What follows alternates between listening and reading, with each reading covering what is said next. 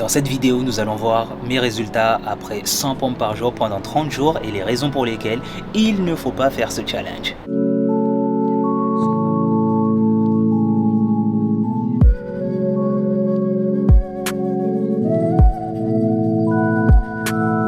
Alright, what's going on guys? It's your boy Smile Limitless in the building and welcome to this brand new vidéo.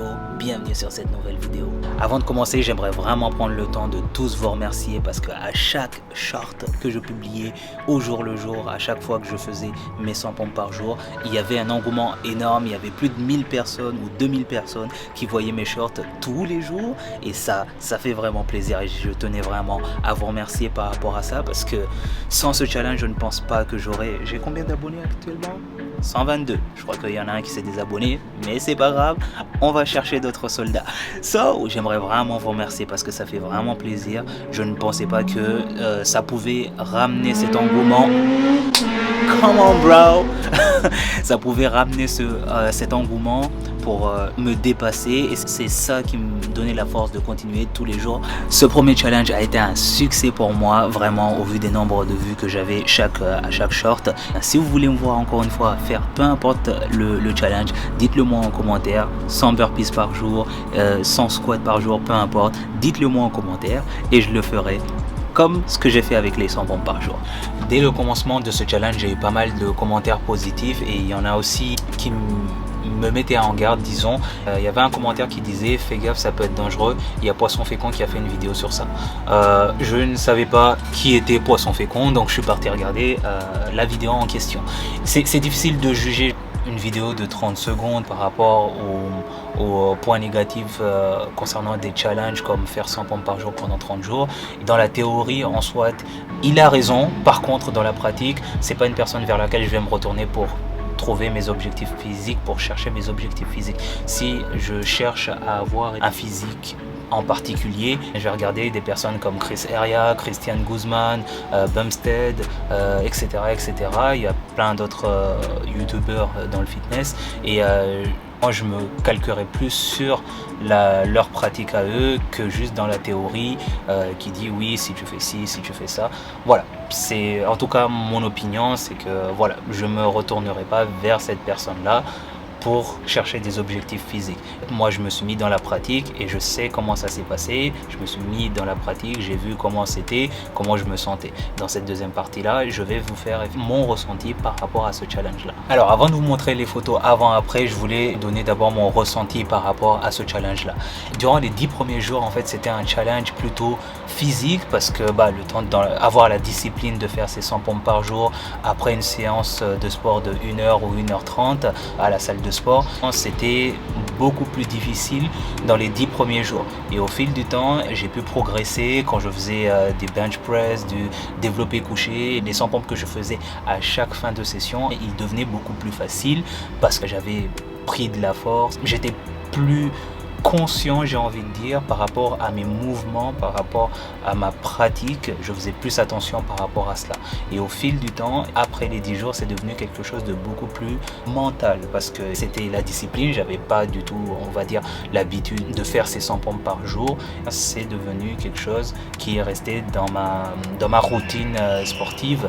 Le plus difficile, c'était d'avoir cette régularité, de les faire à chaque jour. C'est pour ça que je me suis fixé l'objectif de poster un short par jour pendant ces 30 jours. Bon, je l'ai pas totalement respecté vers la fin du challenge par rapport à ça, parce que voilà, c'était l'un des points négatifs dans ce challenge là, c'est que je n'ai pas été consistant à la fin du challenge. Par contre au début j'ai été vraiment sérieux du début jusqu'au 25e ou 26e jour et j'ai commencé à lâcher un petit peu et j'avais arrêté de poster les shorts pendant plusieurs jours. J'aurais fini le challenge depuis très longtemps par rapport au fait que je n'ai pas été consistant par rapport à ça. Shame on me. me, baby, shame on me.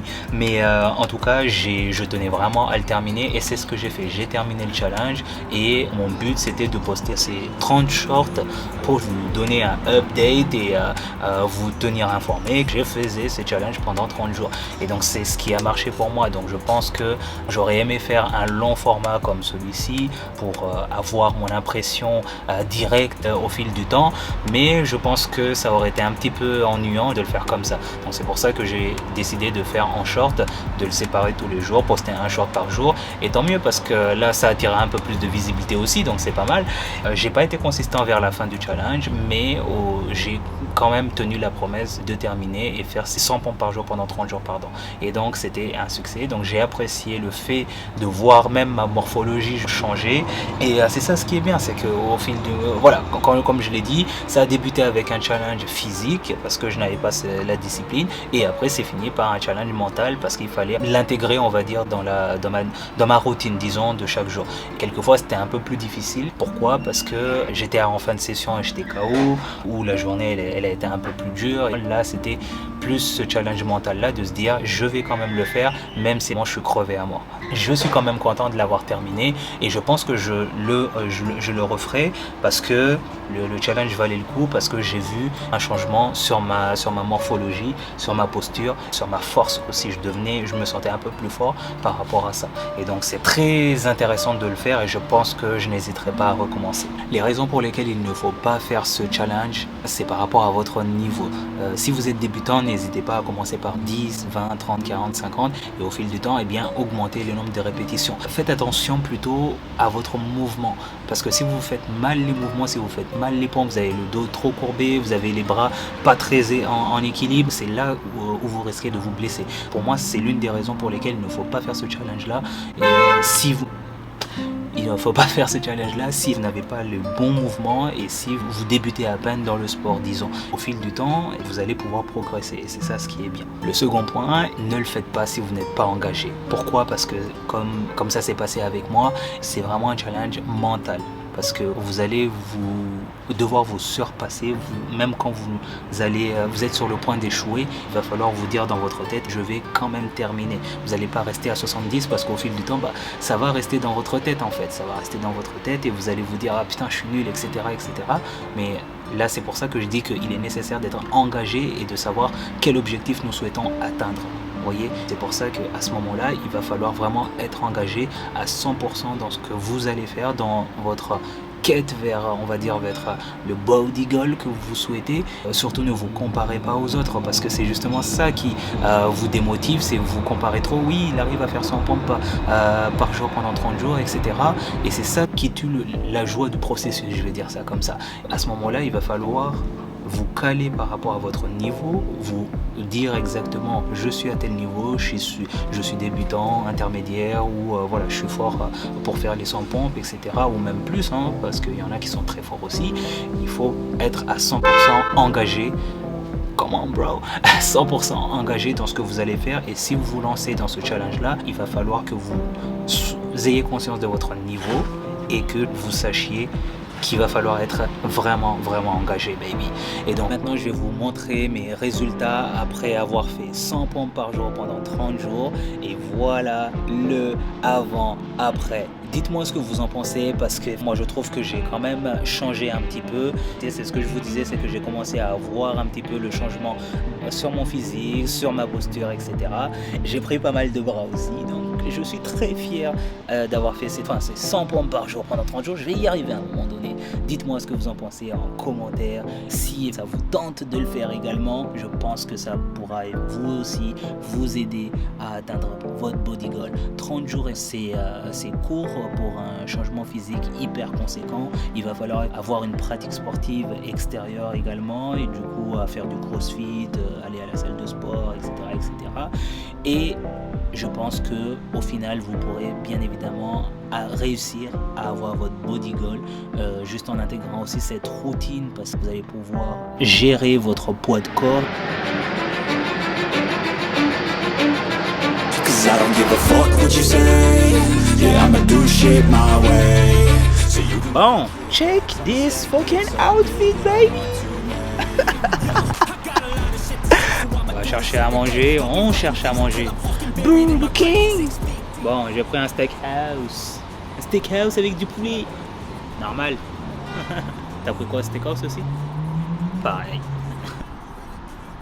Bon, je sais pas ce que c'est ça, mais j'ai l'impression que c'est tendance ces temps-ci, genre pour accrocher ton téléphone. Hein. C'est vraiment... c'est tendance apparemment. Hein. Il va falloir lutter contre la fatigue du plat qu'on vient de déguster et justement pouvoir digérer tout ça. Come on bro, ça va être chaud. Bon, je commence déjà à ressentir la fatigue du burger que j'ai mangé là. Ça c'est le fait de manger healthy toute l'année.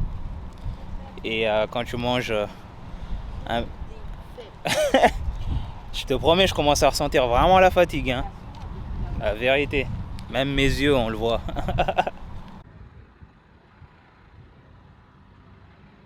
I need some protein, baby.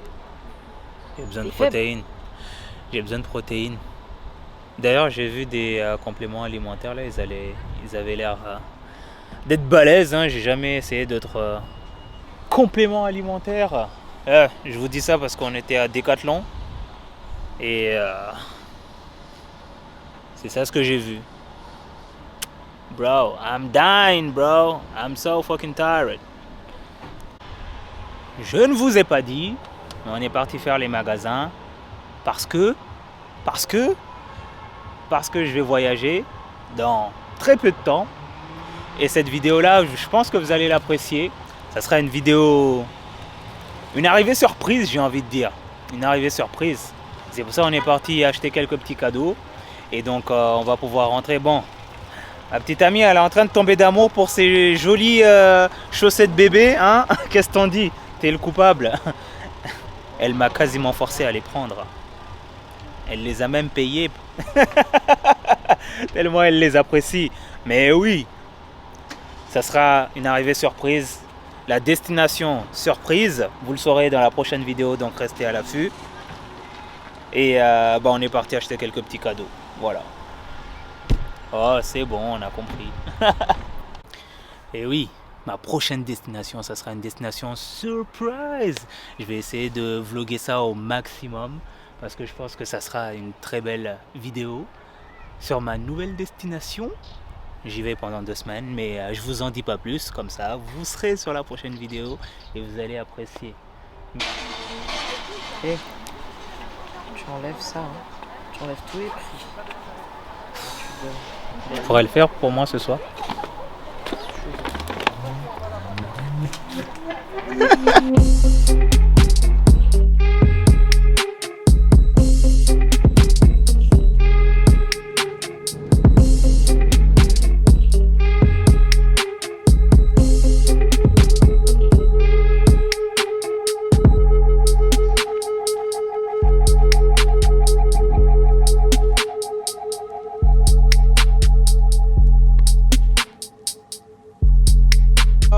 Arrivé à Clermont-Ferrand, mais bon, je voulais juste partager un petit truc qui s'est passé. En fait, généralement, quand je vais à Montpellier, parce que je fais généralement le trajet à Clermont-Montpellier, eh bien, je prends plutôt le bus parce que c'est le plus rapide. Enfin, le plus simple justement, au lieu d'aller de ville en ville. Non, je prends le bus direct, j'arrive à Montpellier et c'est fait. Et généralement, je tombe sur des conducteurs super sympas, mais il y en a un en particulier justement qui, lui, il est un petit peu difficile, j'ai envie de dire. Et généralement, ça se passe pas très bien et ça me faisait penser justement au livre que je suis en train de lire avec Jordan Peterson. Et il y a une partie dans ce livre-là qui m'a beaucoup fait penser à lui. C'est le genre de personne qui, effectivement, cumulent des expériences négatives, j'ai envie de dire, qui cumulent les expériences négatives et leur comportement suit. Et donc ça m'a un petit peu fait penser à ça, c'est-à-dire que il suffit d'un petit truc négatif qui se passe, eh bien il est directement dans la défensive et il est dans la réaction. Et ce que je veux dire, c'est que j'ai remarqué que, et d'ailleurs c'est ce qui est dit dans le livre, c'est que les gens réagissent de manière négative quand ils ont cumulé des choses ou quand ils se retiennent de dire des choses qui potentiellement leur a fait mal ou potentiellement ils n'ont pas apprécié, mais ils regrettent le fait justement de ne pas en parler, et au final ça se cumule, les expériences négatives ça se cumule et on garde sur soi, et c'est justement ça ce qui influence justement le comportement de l'individu. Et c'est ce que j'ai remarqué avec cette personne là, c'est-à-dire que à mon avis, il cumule des expériences, effectivement. Il a cumulé des expériences négatives dans sa vie dont il n'en parle pas, et au final il se trouve dans cette bulle négative qui fait qu'il garde trop sur lui, trop sur soi, et il ne partage pas ça autour de lui. Donc potentiellement, peut-être qu'il ne peut pas le faire et donc il a gardé par rapport à ça, mais il y a pas mal d'idées, il y a pas mal de vidéos dans YouTube, etc. qu'on peut retrouver facilement pour justement sortir de cette bulle négative et d'avoir justement un impact plutôt positif, et utiliser ces expériences négatives pour avoir plutôt des expériences plutôt positives et d'avoir un comportement respectable, dirais-je. Et justement, le livre de Jordan Peterson en parle. Je pense que le livre, il est hyper intéressant, je le trouve hyper intéressant. L'auteur lui-même, il est intéressant, c'est un vrai personnage, et je l'aime beaucoup justement par rapport à ses idées qu'il partage, et je pense je pense que ça pourrait intéresser pas mal de gens aussi ici. Quand j'irai à la maison, je te ferai un B-roll du livre que je suis en train de lire, 12 règles pour une vie au-delà de la normale, un truc comme ça. Je ferai un B-roll pour te montrer un petit peu le livre, et je te mettrai le lien effectivement dans la description si tu veux l'acheter, si tu veux le lire. So, I'm back in the city. Je suis de retour à Clermont-Ferrand. Donc, I'm going to edit this video. Je vais éditer cette vidéo. Et on se voit la prochaine fois, baby. So, je vais mettre fin à cette vidéo. Si t'as aimé, je te laisse me dire ça en commentaire. Et entre toi et moi, on se voit sur la prochaine vidéo. So, don't complain. Just go fucking try.